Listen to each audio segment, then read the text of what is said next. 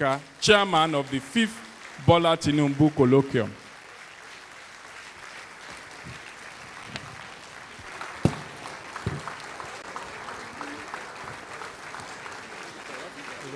Okay.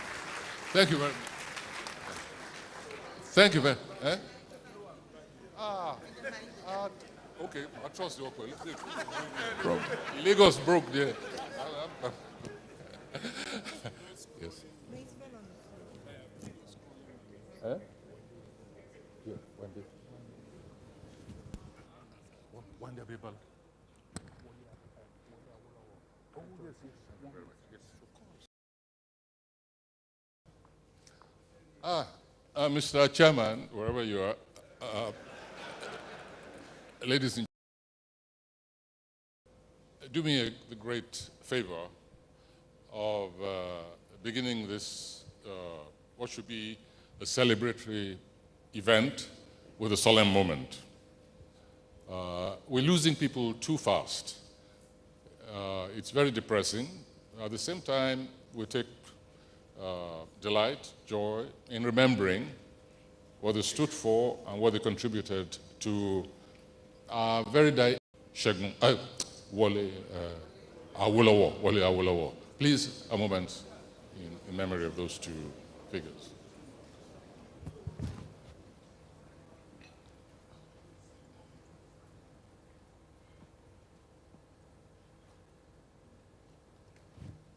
May their souls rest in peace.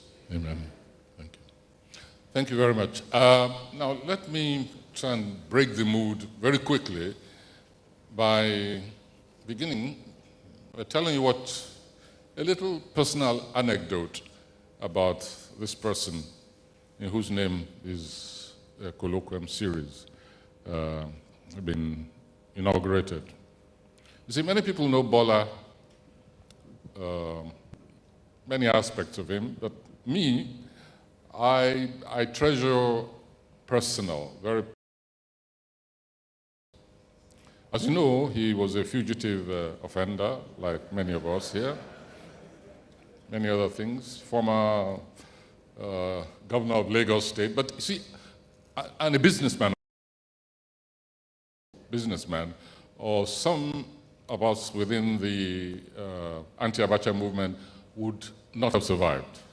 But then even for businessmen, successful businessmen, there comes a crunch.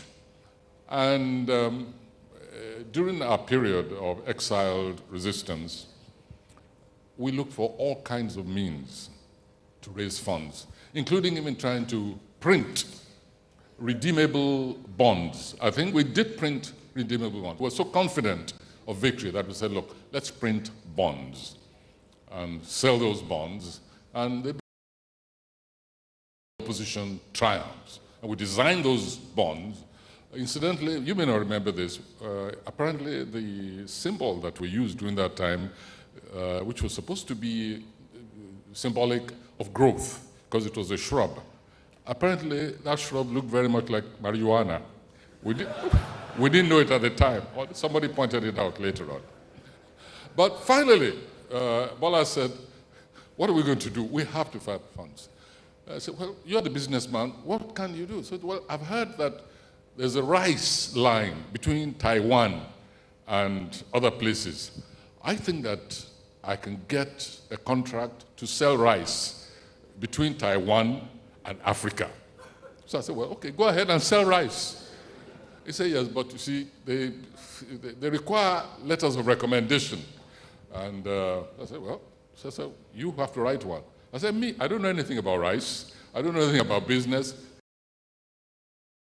Nobel laureate, write and say, we're trading in rice. Give the letter to me. I will take it to the government of Taiwan, and they will supply the rice. I will sell. I will use the money for the revolution.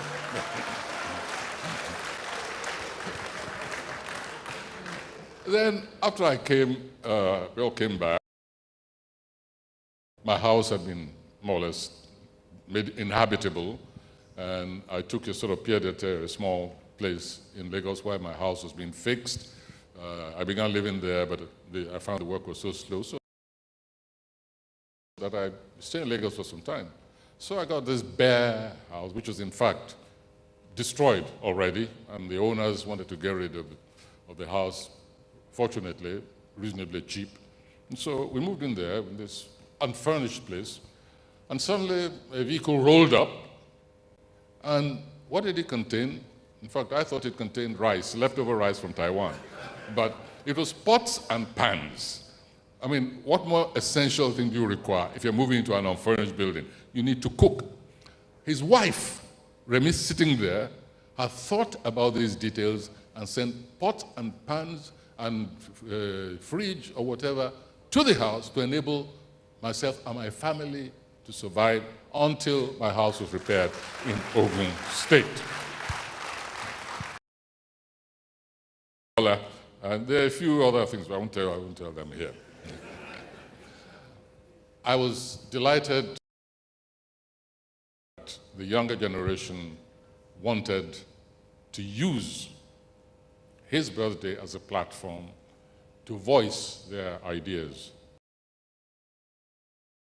Difficult as it was, accepted immediately to chair. I went so far as to make a tiny change in the title to show them that I was involved. I was not just coming as a figurehead of a chairman. I said, if you want me to be chairman, I want just little change so you know that I actually believe in what you're doing. It was purely semantic, but if you analyze it very thoroughly, you know there was a reason why I made that very little change. Because let's face it, this nation brink. Those who don't understand this, those who don't accept this, I feel very sorry that they'll wake up and find that we've fallen over the brink. It's not what we envisaged when we struggled for independence. It's not what we envisaged when we struggled to overthrow dictatorships and install the right and the dignity of human beings, our citizens in society. But whether we like it or not, it has come upon us. My problem with the government right now, especially, and let me be direct and personal, the president of this nation, is that he doesn't seem to realize it. He has not taken the people of this nation into confidence. By now, it is my belief that the president should be addressing the nation. And if he agrees, that is, that this nation is at war, and that certain things have to be done to ensure that we pull back from this second round of what is moving towards a civil war. That, of course, is if he and his government accept this. By now, we should be tightening our belts in many, many different directions. By now, we should never have persuaded ourselves to see what was happening in the North as being confined in the North. I mean, it has been obvious all along that this is not a Northern affair alone. No.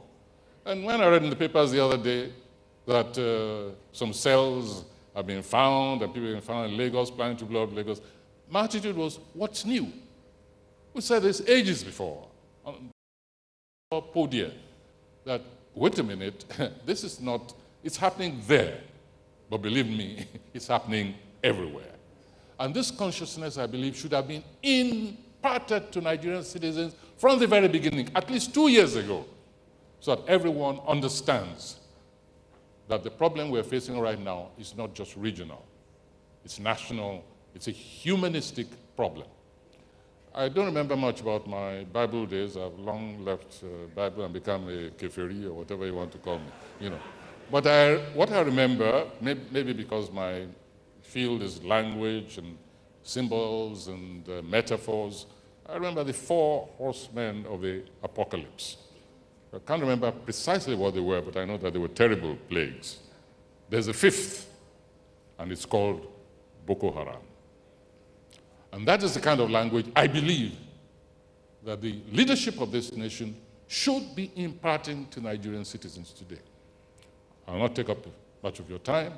I want to thank the generation, the younger generation, who've utilized to reinstate our humanistic consciousness by speaking I expect, even beyond politics, beyond mergers, beyond political, beyond regionalism, and of course beyond ethnicism, beyond religion, to use a vision of the world. This is a vision of the nation. This is a vision of wherever they happen to be. So thank you very much for turning up in such large numbers. I'm going to preside from there, and then somebody there. You know, it's very convenient because unfortunately there was a miscommunication, and I thought this event was this morning, and in fact I have an engagement not, very shortly. So thank you once again for listening. I think I've taken up too much of your time, Mr. Master of Ceremonies.